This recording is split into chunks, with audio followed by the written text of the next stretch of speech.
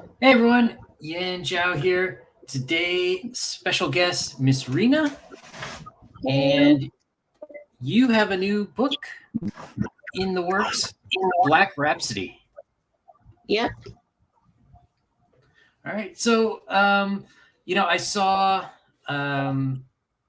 you had been posting a little while on Twitter and in some groups about Black Rhapsody, and it looked pretty interesting. Why don't you give us a brief description of what we can expect? Black Rhapsody is a horror cultural story about musical magical girls named after mythological goddesses in an uphill fight against a Lovecraftian pop star and her evil cult. Said Lovecraftian pop star is based on Beyonce Knowles, so it's magical girls versus Lovecraftian Beyonce. I love how you describe that as Lovecraftian Beyonce. I could just say Beyonce. Would that be preferable? I don't know. They're kind of synonyms. Yeah, true. And so I noticed one of your other descriptions for it was the violence of Berserk. Yes. Sprinkled with gem in the holograms. It was actually Madoka Magica meets Berserk with a bit of gem in the holograms thrown in. So how did you come up with this idea? I came up with it due to my love of magical girls and my love of dark things, especially like dark anime, dark works. Mm-hmm. One of the most well-known dark works was Berserk, so I kind of like the violence of that. So okay. I was also a fan when I came up with the concept. I was also like a fan of Madoka Magica at the time, so I wanted to combine the two, but also give it my own like thematic aesthetic. So, for example, with every magical girl genre, there's always like a certain theme. With Sailor Moon is the solar system and planetary theme. With Tokyo Mew is the environmentalist and animal theme. And with mine, I want to have my own personal theme. So I chose music because everyone's music, and it will be a very cool idea to kind of personify certain genres as people. Oh, okay. Yeah, I was kind of wondering how you were going to do that, if it was like genre or like each person was a certain musical note. So that's an interesting way to differentiate them. Yeah, it's going to be like certain gods from real life mythology are going to be based on a specific genre. For example, the main character, Hecate / Alethea, is based off the Greek gods of the same name, Hecate, the Greek gods of necromancy, witchcraft, the moon, the crossroads. Cool. So for her genre, I chose Ethereal Wave, which is a gothic music genre that sounds like... Okay. It's very hard for me to describe it, but it sounds like ghost singing. If you were to look up the Cocteau Twins, are you familiar with the Cocteau Twins? Yes. Yes. Basically, they sound like the vocalist sounds like a ghost wailing almost. And I thought that matched Hecate perfectly, given the fact that she is a lesser known chthonic god. Huh. So one thing that struck me is, clearly you have certain genres and everything. How, as a writer, how do you go from personifying something that is completely, sonically identifiable when there's no sounds in comics? How do you go about conveying what that is?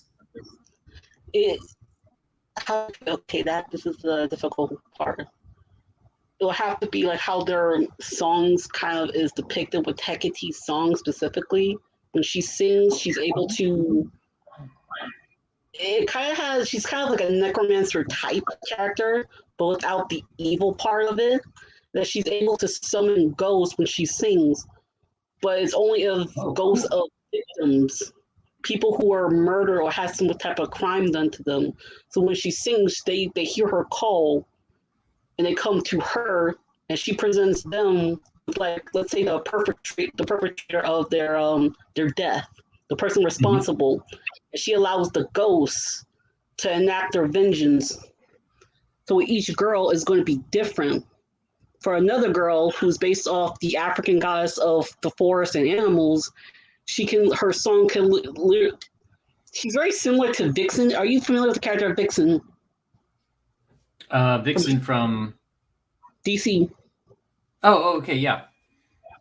Her powers are similar to Vixen's, where she can take on the essence of an animal through song. Very cool. So Mary Goanne asks, what music genres are referenced in your story, and how do they relate to each other? Girls are based on different music genres. For Hecate, she's based on ethereal wave, and she is referenced in the story. You'll see references to ethereal wave as like the Cocteau Twins and certain songs they without spoiling certain parts. But it's kind of like it's what's the magic would be appropriate to that specific deity and the element that the girls wield, because certain characters wield like the element of fire, so it has to be a deity connected with fire, or a deity connected with the earth and the culture. For example, I have For example, I have a character that's based on Japanese culture, is named after a Japanese god.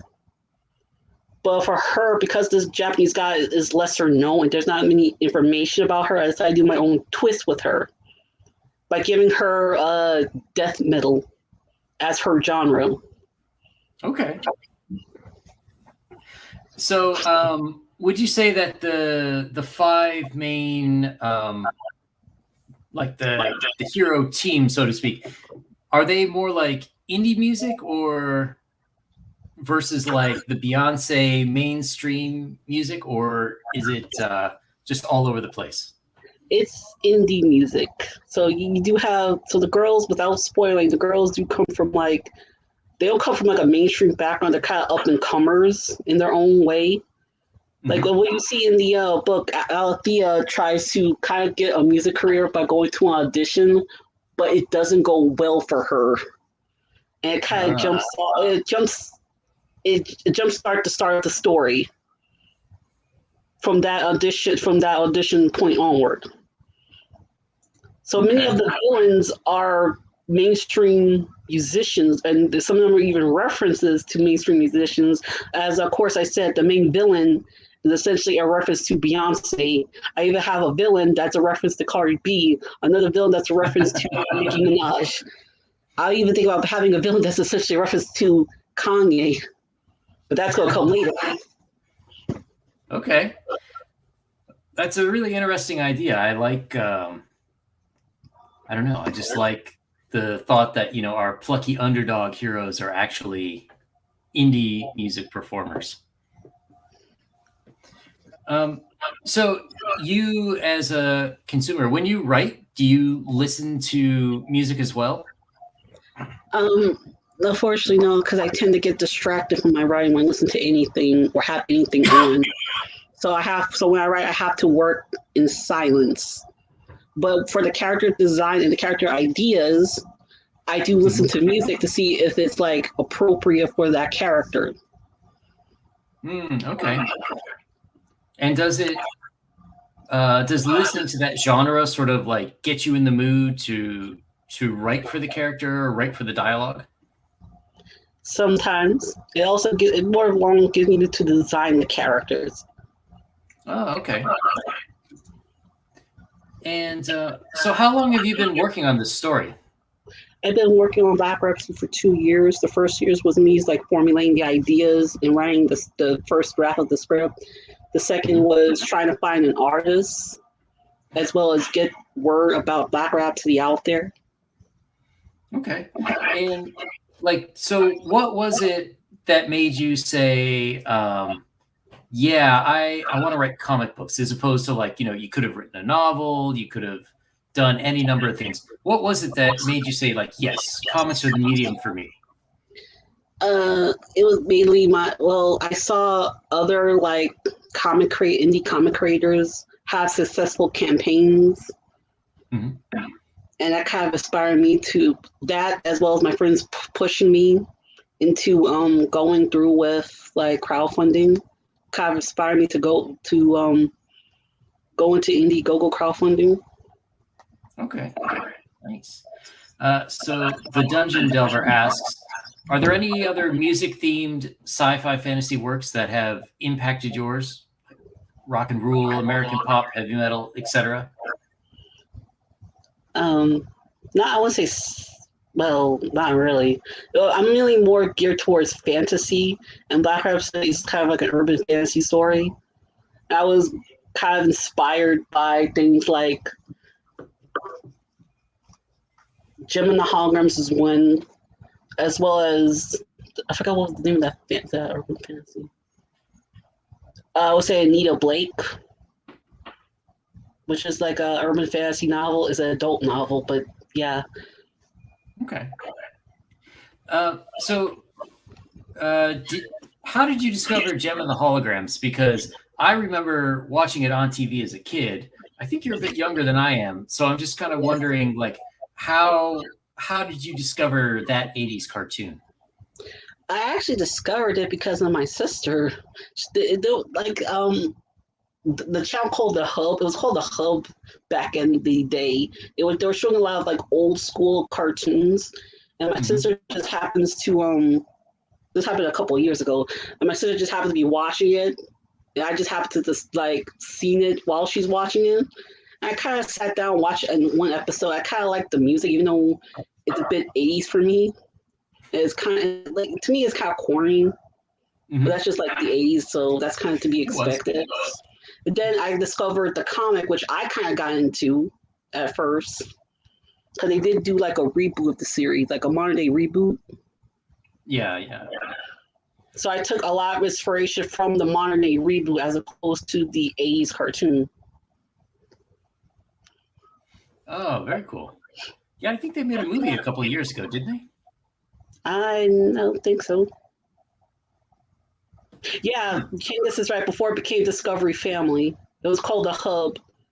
It was originally called Discovery Kids, then the Hub. Now it's called Discovery Family. Oh, okay. I'm not a big cable guy, so if it's modern cable, I probably haven't seen it.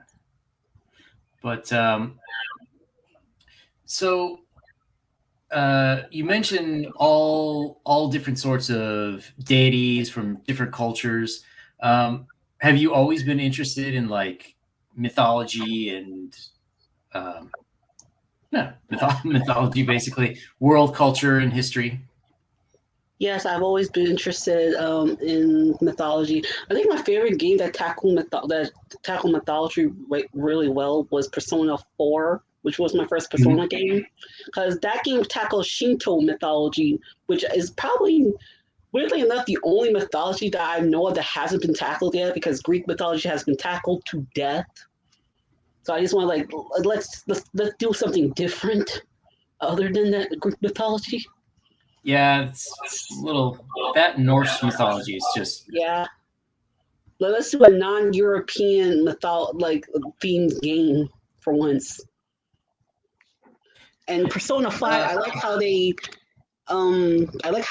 did the Shinto gods, especially Izanagi being your protagonist's starting persona. I like how crazy some of the gods' design were, how it ties in the character's personal journey, or how it's like a reference to the character's personal journey in the story. And so you did also mention African, and what other kind of mythologies do you explore in addition to the Japanese and the African mythologies? I explore the Cthulhu mythos, obviously from the villains. I explore a lot of different mythologies, ranging from African, Chinese, Japanese, European, Egyptian. Very cool. And so, have you always been a horror fan? Yep. Though written horror doesn't scare me. Like I'm more of a visual person. Like the only way you can freak me out is if I watch a movie or see like a scary game playthrough. Because written horror just doesn't freak me out unless I'm either hearing it or seeing it. Okay. So then what drew you to Lovecraft and his mythos? It was mainly the videos I was seeing online about some of the deities, such as Nyarlathotep, Yog-Sothoth, and just like hearing these these lore videos and how they describe these deities kind of got me interested. So I started looking up audiobooks of Lovecraft, which though I'm going to admit his writing, oof, yeah. Yeah, his later stuff was a little better. Yeah, it's a product of his time. He's a product of his time. Product of his time, and if he could use 5 words, he would use 20, which makes some of, especially the older stuff, like hard to get through. Yeah. So I tend to like be drawn to like graphic novel adaptations of his works rather than actual his work, because I can get into the seeing it rather than actually hearing or reading it. Especially there was like a manga that tackled the Mountains of Madness. I forgot who drew it. Cause I remember seeing that online and reading it. It was quite good. I haven't seen the manga version. Yeah, there is. I just have to find it. I have to take a look. So right now you have a mailing list up for your campaign on Indiegogo. Yes. Take a quick look. You've got some art for it. So who is this on the left here? This is the one of the characters in the story, Hope. She kind of appears in the prologue, which sets up the tone of the story. I'm not gonna without revealing too much. She doesn't meet a good fate, let's just say. All right. And is this Hope again here? No, this is the main protagonist of the story, Alethea Mahalia. She is the character I talked about earlier. Her magical girl persona is Hecate, and she represents the music genre ethereal wave. Alethea was kind of fun to write because, like, writing a brash character that literally gets themselves in trouble the way that she did in the story was actually also got kind of fun. Because every bad thing that happens to her is because of her own actions. So the Dungeon Delver asked, any influence coming from Tolkien? He loved creating the music of Middle-earth, and indeed the Silmarillion describes the creation of Arda as a great symphony. No, I could never get into Tolkien, to be honest. I haven't even watched the Lord of the Rings movies. All right.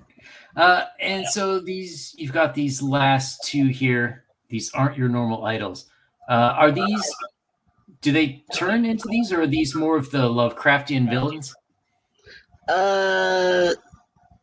Yes and no. Like I said, for me to reveal any more is basically spoiling, but they're based off of the chthonic goddesses of vengeance, the Uranids, also known as the Furies. So from left to right, you have Alceto, Megara, and Tisbene, kind of, let's say, hunting down someone.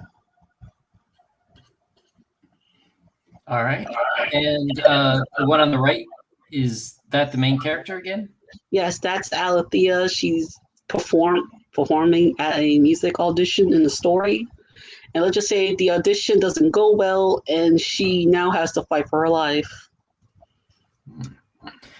So you mentioned that these girls, they have the spirit and the different genres. Like, do they start off by having these sort of magical influences or the aid of the gods, or do they sort of pick it up along the way?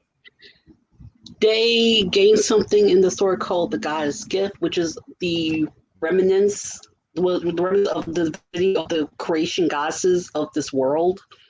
Because, like I said, this story is matriarchal. So there's a lot of references to goddesses that are to male deities. So the creation goddesses, they left their power to the, in order to ensure the protection of the world, they left a piece of their power to their creations, which inevitably gave birth to magical girls. So some magical girls do inherit the god's gift. It's very similar to Buffy, how one Slayer is born, one dies, and the other takes up the reins.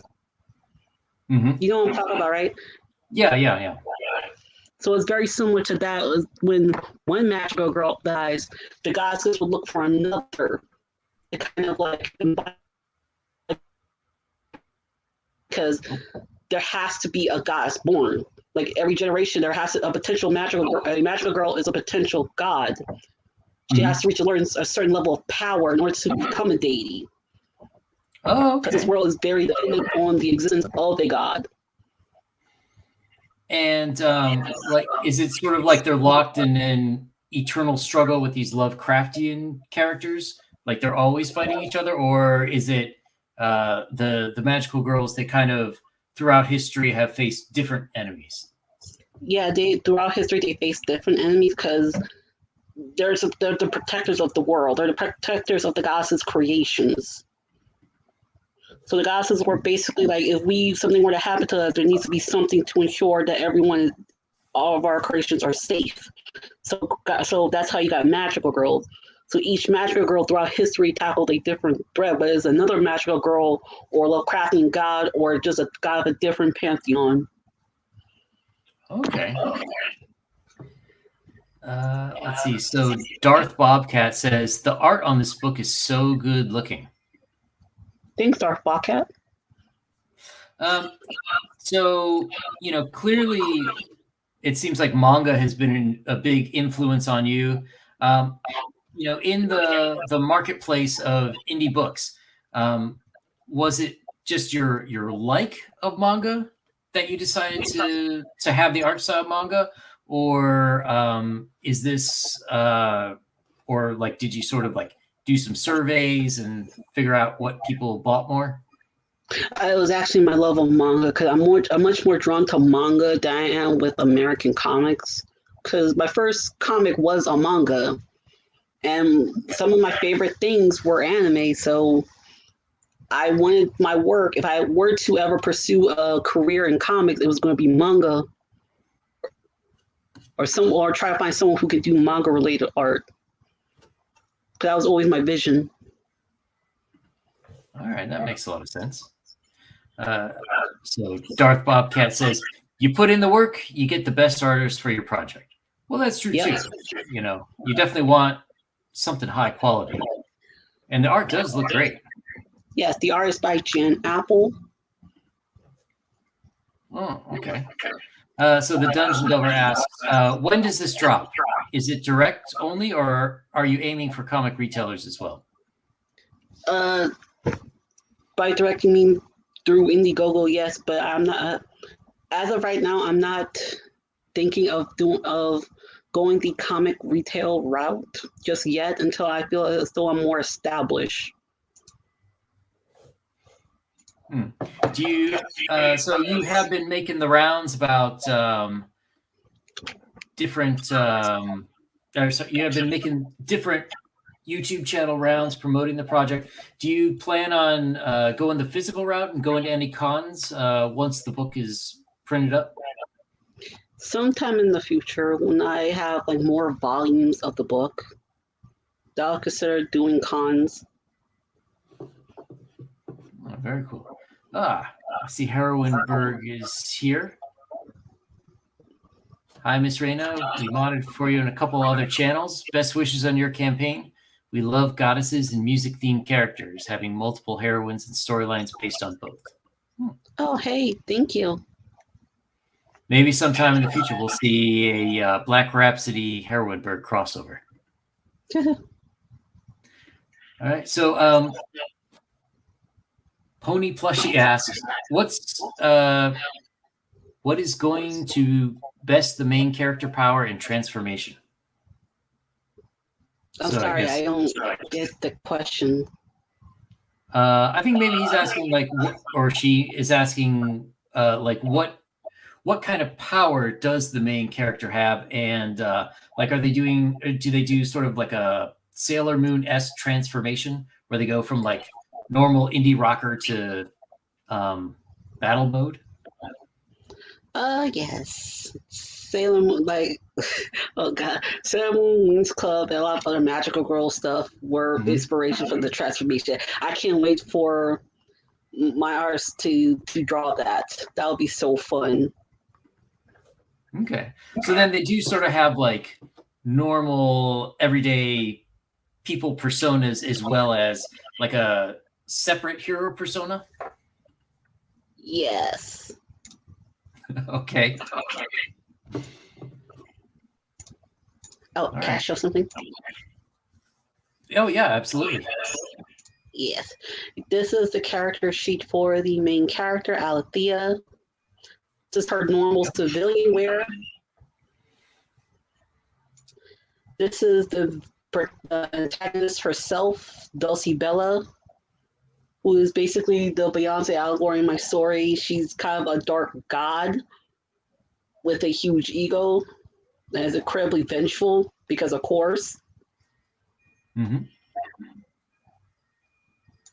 And this is the cover art for Black Rhapsody. So on the left you have Alethea, and on the right you have her transformed state Hecate. You why she has wings as well as pointed ears and white skin. You're going to have to until the book is out. All right. It's a very cool piece of art, though. Yes, this is the prologue. So you have Hope walking down the street with her captain, because of course, like with every magical girl story, you have to have a cute animal familiar. And out of curiosity, does the cat talk or? Yes, Uh, the cat does talk. okay. You have Hope running away from something or someone.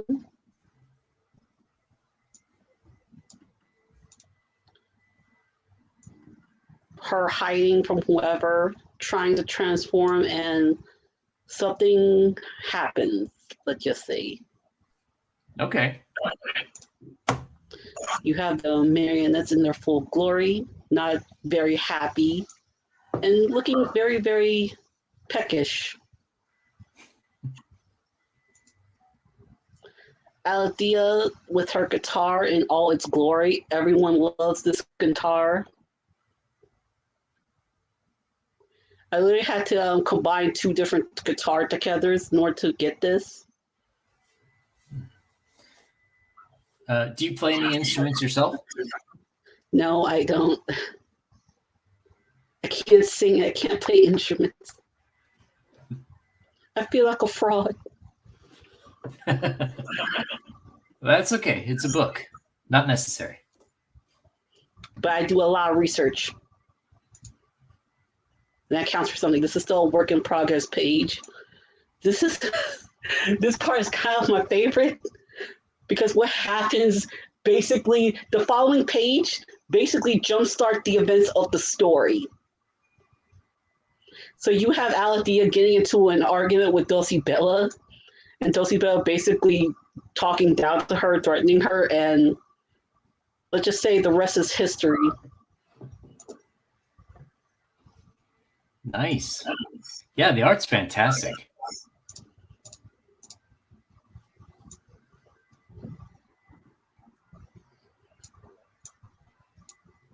Yes.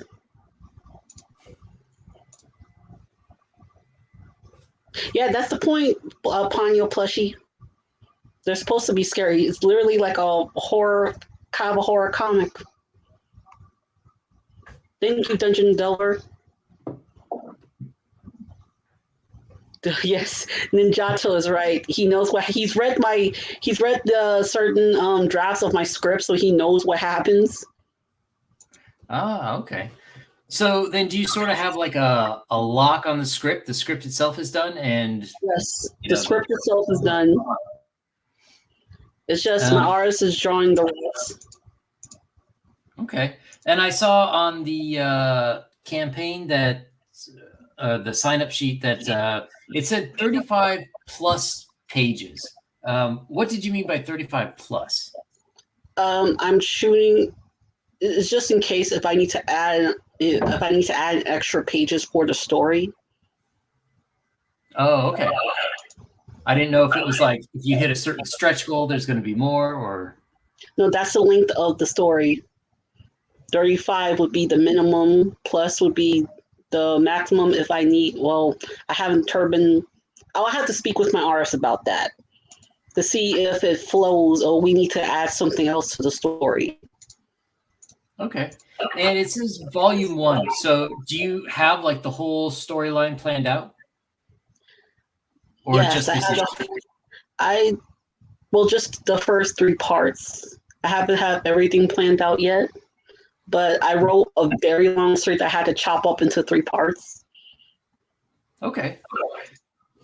So then, you mentioned your love for manga. You mentioned your love from mythology. When you're writing, do you prefer to write more like a saga, where like the story just keeps going on, or do you prefer like a defined, beginning, middle, end of a story?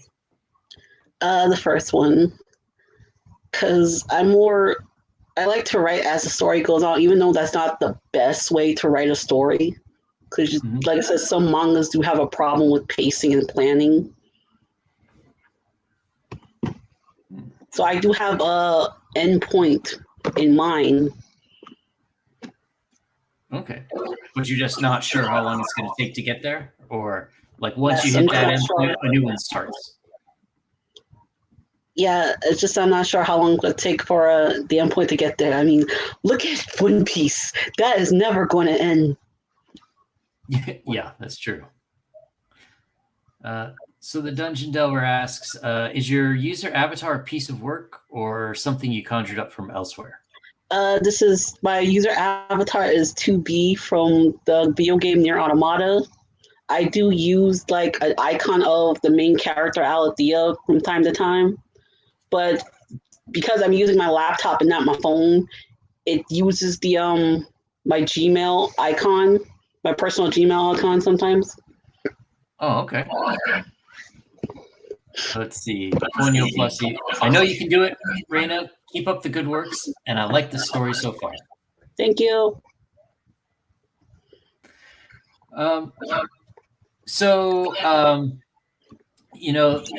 It's been a couple years since, I guess you'd say, the modern indie movement on indie comics movement has come up. Do you think it feels to you that it's like more competitive today, or do you feel like it's actually easier for a new person to come into?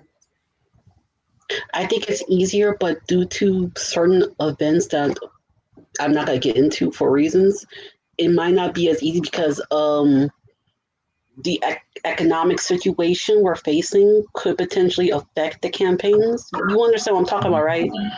Oh, yeah, of course. So if you do want to go into crowdfunding, just keep in mind that your project may not fund, or maybe like it may not fund as quickly as in the way that you want. Because I do see from other comic creators, they're struggling with their own campaigns due to the current situation. Yeah, So it does seem like this year crowdfunding campaigns are having a little bit more trouble than they were a year ago. Yeah, so I wouldn't say it's competitive. I just say the economic situation makes it a bit more difficult. It's more of a hurdle. Okay. So as a writer, what's your writing routine? Like, do you have like a set amount of time, or how do you like to write? It depends on my mood and my inspiration at the time. I'm very sporadic. I'm one of those sporadic writers. I don't have a set routine. I just write when I feel like it. Because if I try to sit down and have a routine, I'm not going to feel motivated at the time to write. That's true. And Do you have an editor, or do you just like go back over it and edit it yourself? No, I have an editor because if I try to do that, it would not come out right. My editor is, are you familiar with Greater Point 5? Oh, yeah. Piper is the editor. Oh, okay. Oh, that's interesting. And how did you hook up with her?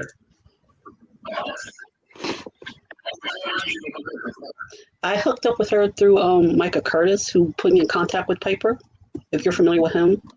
Oh, yeah.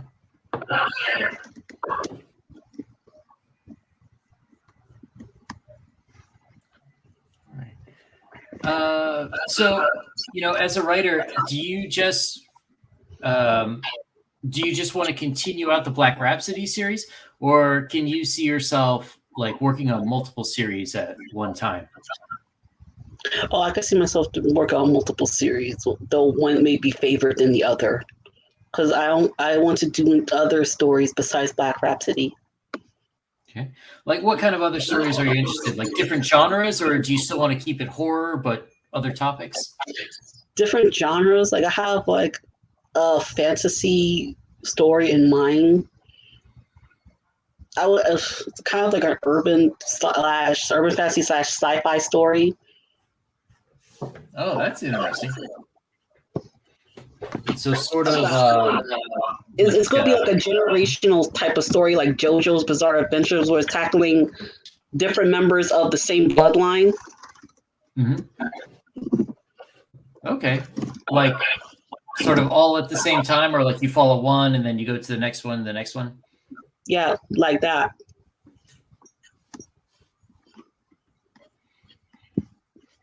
All right.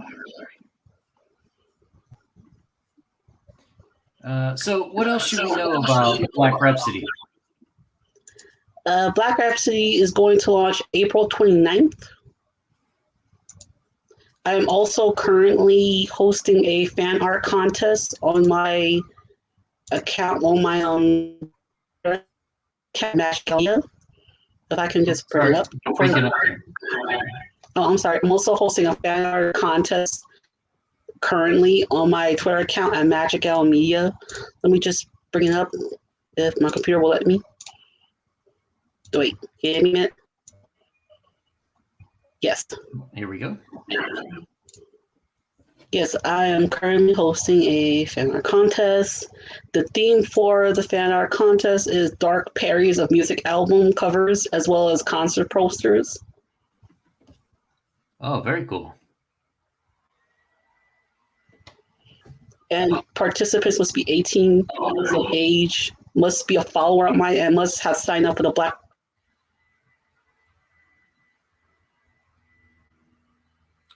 Oh, still there?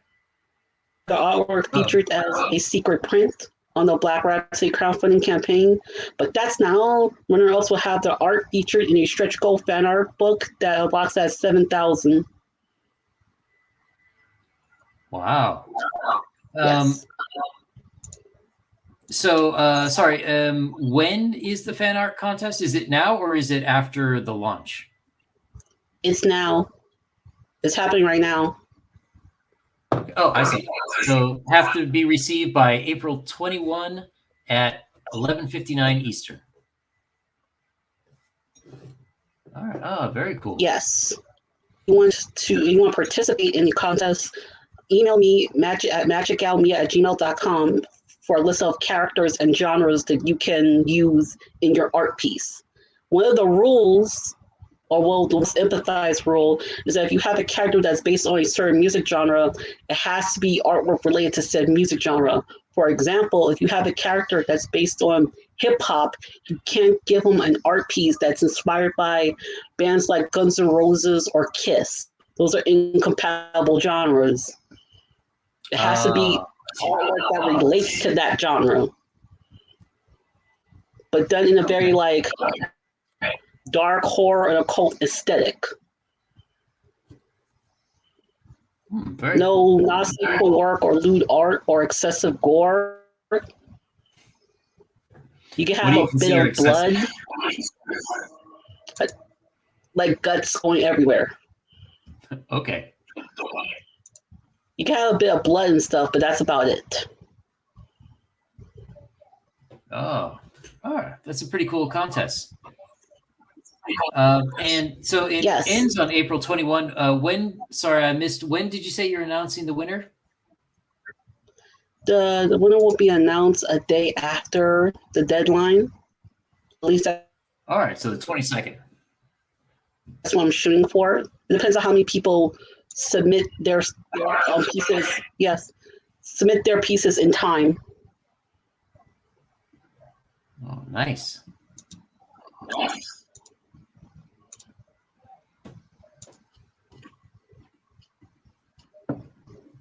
All right.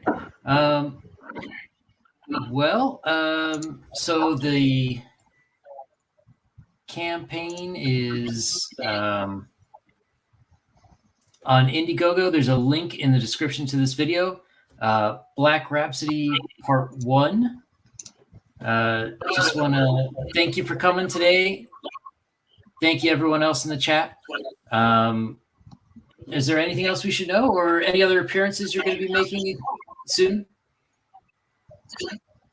I'm still in talks to make more appearances in the future, but if I do, you can follow me at my Twitter account, Magic Owl Media, where I make announcements concerning show appearances as well as project updates. All right. All right. Well, I think that's it for today. Thank you very much. Thanks, everyone in the chat, and we will see you guys back soon. Bye.